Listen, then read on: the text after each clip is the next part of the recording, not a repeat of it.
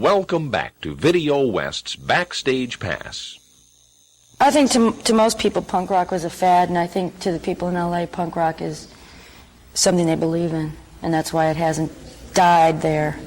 Yeah, rock and roll in the mid-'70s seemed like it was almost dead in Los Angeles. You could go to the Forum once in a while and see a big band, in quotes, from England or even America, but there seemed to be a little genuine contact. There was kind of a decreasing sociological impact of the music. And then kids around town said, look, we want something more than that. We want to get back to where we can go see bands in person. We can see bands that have ideas and aren't just kind of faceless people up on a stage.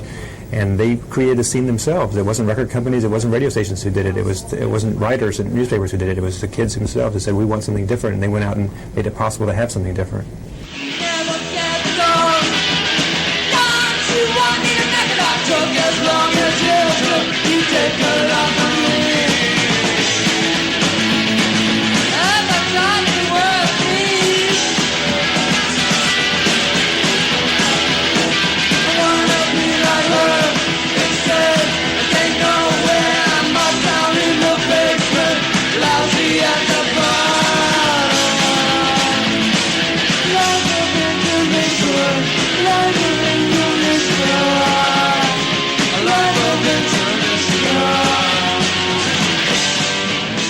Los Angeles is many things to many people. To swarms of tourists, LA is a mecca of amusement parks and celluloid heroes. To the conservative middle class, it's a slow freeway ride to work in a late model car.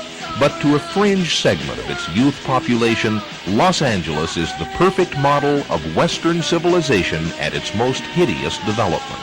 And it's here in this bloated paradise that punk sensibilities have found their logical breeding ground. There's nothing in Los Angeles that's like indigenous to it, like the water, the palm trees, everything is like brought in. It's like this, yeah. And if everyone decides to leave like a movie set, they can just tear it all down. It'll just be this desert. People around the country like to put down Los Angeles because it's the first city to really go to hell in a consumer-oriented way. You know, it is real crass and immediate. You know, there's a Safeway in Los Angeles that has color televisions over each checkout stand, broadcasting nothing but commercials. And each one has the same commercial on it, and then you watch it, and then there's a sweepstakes, and if you can name 10 products advertised on there, you can win, like, this prize. I almost started crying when I saw it because I thought it was the ultimate. You've already bought everything, and you're waiting in line, and then you look up, and here's products like, you didn't buy Band Roll-On, you bought the other one, and then you have to, like, go back and get the other one, because that's the one that's on the TV. I think that's just, like, it's brainwashing, it's just horrible. I mean, you can't turn it off.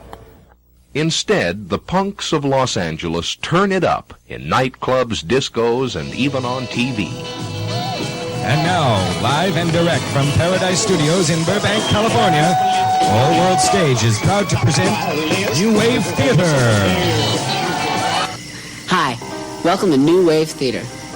The end of the world's a great topic for tonight. Controversy for me, she's a wax, a piece of wax, nothing left, no feeling, just way as I twist the melt and look into the flame. Way as I twist the melt and look into the flame. Look into the flame. Look into the flame. Let me down, big mistake, melt me down.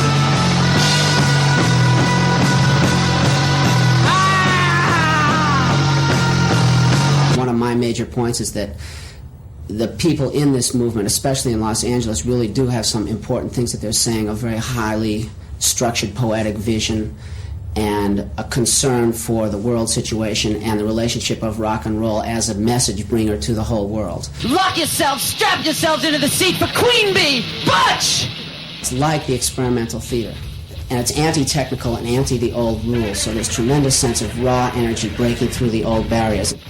Increasingly, that energy has translated to pure violence. LA punk shows have been scenes of fistfights and stabbings. Nobody has documented that violence better than Penelope Spheris, producer of The Decline of Western Civilization.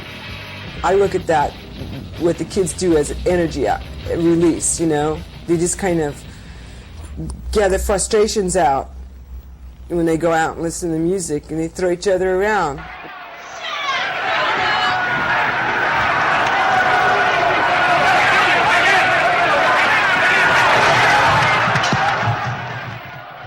first time you ever got hurt? The whiskey. I cut my foot open. What happened? I came down the stairs to do an encore, and then I jumped on half a broken glass like that, and I had to get like 30 stitches.